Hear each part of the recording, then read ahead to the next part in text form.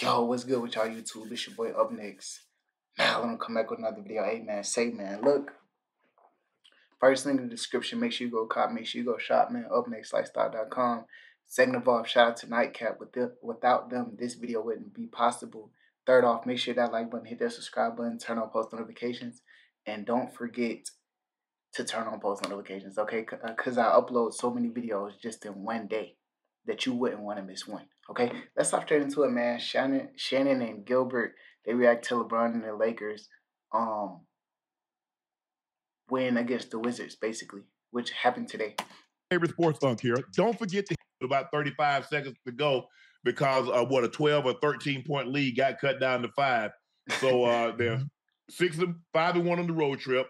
They're currently tied with Sacramento and Phoenix in the loss column, but 2 games back. No, tied in the win column, but they're 2 games back in the loss column. LeBron James, another magnificent night, 25-79. Anthony Davis was dominant. 35 points on 10 of 17 shooting, 15 of 15 from the free throw line, 18 rebounds, 2 steals, 3 blocks, and they hold on to beat the Wizards 125-120. As you watch the game, not just this, let's go all the way back, and if you can remember the games that they played, and they played really well on this road trip, Gail. What have you liked most about what you've seen from the Lakers? That they've beat the teams that they were supposed to beat. Mm-hmm. They did what they were supposed to do. Yes. LeBron James has stepped up. Have they really though? I feel like we lost to like Sacramento. I mean, bro, like come on, bro, Sacramento. AD has played well, and the role players that we were having troubles with, let's say around the end of December, January, those guys are playing more consistent now. Yes. Right? When you're talking about getting into the playoff, it seems like everybody is ramping it up for the playoff, and it's on the same mission here. Yeah, I like what I saw. LeBron has been really, really good. And as he mentioned, he says, look, guys, the last year I had to deal with the foot. So basically I was just playing the games. I wasn't able to get any on-court activity. I couldn't do, practice. I couldn't do shoot-arounds or anything of that nature. Now I come out here before the game. I'm able to get my shots up before the game. I'm able to get on the court with the guys for shoot-around. I'm able to, work on my shot. And you can tell. 9 or 10 the other day, 40 points on 17 shots. Comes back last night at 8 or 10, 10 or 12. Yep. Very few shots again, very, very efficient last night against Toronto. Another efficient night, another 50% shooting night tonight. But as you said, Gil, we knew this was on the horizon. We knew they were going to play a lot of sub 500 teams. And if you're trying to get to where you ultimately need to be, these are the teams that you need to beat. These are the teams that early in the year that was sub 500 when they were the November and December that was beating the Lakers. And you're like, what the hell? And it's still troubling to me. With Anthony Davis playing as well as he is, and he's played 72 games. LeBron has been LeBron. We barely and winning. Here we are 44-33 and we're in the nice spot, Gil. I still can't understand that for the life. I can't understand it. You know what? I want to give Prince his credit. The West is crazy. At the beginning of the season, right? My complaint with him and Vando was you guys are sitting in the corner being atmosphere, right? And as of late, Prince has been diving a lot more, getting into those open spaces. Yeah, the creases. Right? Yeah, he's been slashing, diving because the defense didn't expect that. So he's getting a lot of easy points and keeping the defense honest by moving. Just little things like that is what makes those guys important. If you're sitting in a corner, just being atmosphere, it's harder for AD and LeBron. So the fact that he has played this well, LeBron has played this well, and we are struggling, I will take that to see how we're playing now. Right. And plus the thing is D-Lo has vastly improved from the end of January, say beginning of February until now. D-Lo has been sensational. Had he been playing like that all along, the trade talks would have never come up. Yeah, no, you're right. It wouldn't have. And I think because of the trade talks, it puts some urgency into his game, right? When you start off a season, you don't want to be traded. Hell no. Like we can count the millions, you can count all the money in my pocket, but leaving the city that I call home to go somewhere else, to learn that city, to learn that players, to learn the routes, the routes, money has no impact on that. You know, if I take you from your job, no matter how much you make it, and take you to a whole nother city, you're going to have a tough time struggling, especially men, right? I don't know if he has a wife or a significant other. I know he has a small child that I see him with from time to time after the games. Now because it's just not you. Yeah. You have to think of other people. You have to think of your wife or your significant other, the kids. And I think he really wanted to be back in LA because I'm not so sure he really wanted to leave LA in the first place. So he looks at it as a second chance. I got a second opportunity to come back and fulfill or correct the wrong that happened before.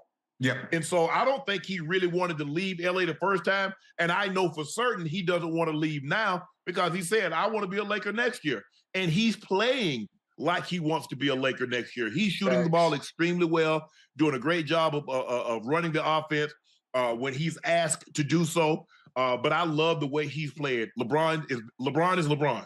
I mean, it goes without saying. The guy's shooting 54% from the floor. Anthony Davis is giving you 25 and basically 13 on a nightly basis.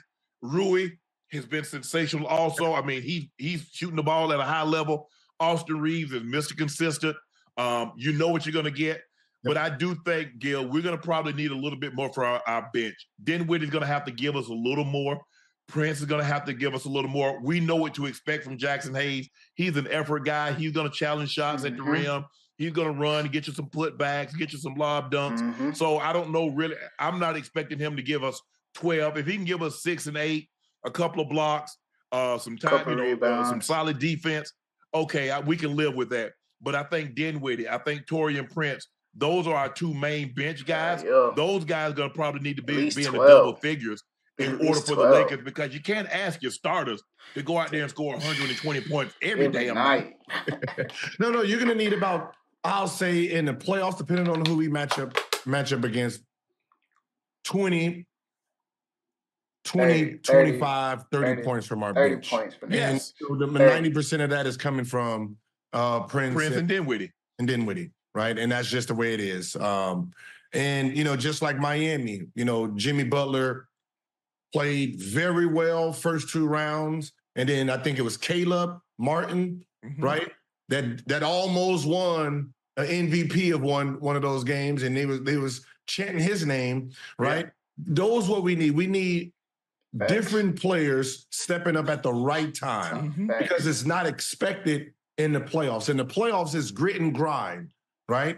We're dialed in. We know the playbook. We know your first option. We know your second option. So to really be like dominant in the playoffs, you're playing in your third option mode for the first time, for the most part. So when guys step out of their body, right? Austin Reeves goes for a 30. D'Lo goes for a 30, right? Rui goes for those are the games that we need in those times.